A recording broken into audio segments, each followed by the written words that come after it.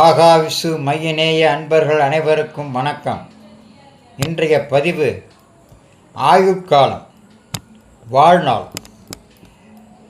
தற்பொழுது மனிதனின் ஆயுட்காலம் குறுகிக்கொண்டே போவதற்கு என்னென்ன காரணங்கள் என்பதை பற்றி இந்த பதிவில் பார்க்கலாம். உடல் பயிற்சி இல்லாதது, உடல் உழைப்பு இல்லாதது, இரவில் கண் விழித்திருத்தல், காலை உணவை தவிர்த்தல், ஆரோக்கியமற்ற உணவுகளின் மீது நாட்டம், பணத்தை நோக்கிய ஓட்டம், பழைய உணவுகளை சூடாக்கி உண்ணுதல், கவலைகளை கட்டிக்கொண்டு இருத்தல். வாழ்வில் உணவை முதன்மைப்படுத்துங்கள், உணவை தரமாக்குங்கள். கண்டதையும் கொட்ட நம் உடல் குப்பை தொட்டி அல்ல. நேரத்துக்கு உறங்குங்கள். இரவு உறக்கத்தின் பொழுதுதான் நம் உடல் தன்னைத்தானே சீராக்குகிறது.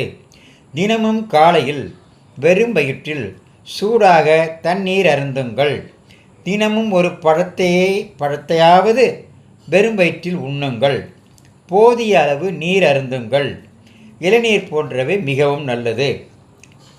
பச்சையாக உண்ணக்கூடிய தேங்காய், ஊற வைத்த நிலக்கடலை, வெள்ளரி பிஞ்சு, கேரட், சின்ன வெங்காயம், பழங்கள், நட்ஸ் போன்றவற்றில் முடிந்ததை தினமும் சாப்பிடுங்கள். காலை உணவை தவிர்க்காது ஆரோக்கியமானதை தேர்வு செய்து உண்ணுங்கள்.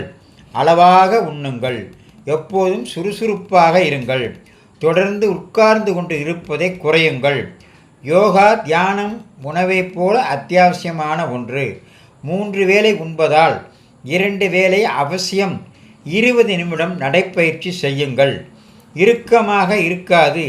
சிரித்து பேசி மகிழ்ச்சியாக இருங்கள். உங்கள் வட்டத்தை இயந்திரத்தோடு குறுக்கிக் கொள்ளாதீர்கள். அழுது வடியும் சீரியல்களை பார்த்து உங்கள் இதயத்தை வாட்டாமல் சிரிக்க வைக்கும் காட்சிகளை கண்டு கழியுங்கள். ஆளை கொள்ளும் கவலைகளை புறந்தள்ளி ஆளுமையை தரும் தன்னம்பிக்கையை ஆடையாக அணியுங்கள். இதெல்லாம் ஒவ்வொருவரும் தாராளமாக மிகவும் இலகுவாக செய்யக்கூடிய ஒன்றுதான். இதில் எந்த விதமான கஷ்டங்களும் இருப்பதாக தெரியவில்லை. ஆகவே மேற்சொன்னவைகளெல்லாம் தினசரி கடைபிடித்து வந்தால் நம்முடைய வாழ்நாள் அதிகரிக்கும். அதனால் நம்முடைய வருங்காலம் இனிமையாக இருக்கும்.